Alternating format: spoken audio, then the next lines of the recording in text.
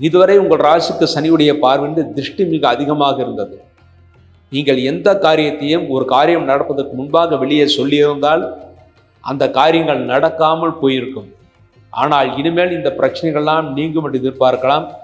விரைவில் நீங்கள் நினைத்ததெல்லாம் நடக்கும் என்று எதிர்பார்க்கலாம். உங்கள் ராசிக்கு 7ஆம் இடத்தில் இந்த சனி பகவானுக்கு குருடைய பார்வை முழுமையாக கிடைக்கிறது.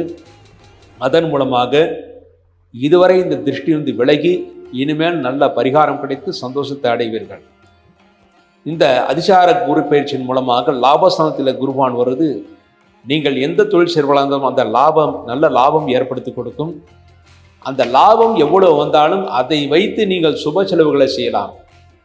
அந்த லாபம் இவ்வளவு வருகிறது அவ்வளவு வருகிறது என்று நீங்கள் வெளியில் சொன்னால் சனியுடைய பார்வை சிறிது லாபத்தை குறைத்துவிடும். அது வெளியில் சொல்லாமல் நீங்கள் இருங்கள், நல்ல லாபத்தை அடையுங்கள், சந்தோஷத்தை அடையுங்கள், நன்மைகளை பெற முடியும். மேலும் வருகின்ற லாபத்தை வைத்து வீடு மனை வாங்குவதற்காக முயற்சிகள் செய்யலாம்.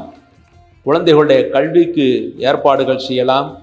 சகோதர வழியில் இருப்பவர்களுக்கு சகோதரர்களுக்கு உதவிகள் செய்யலாம்.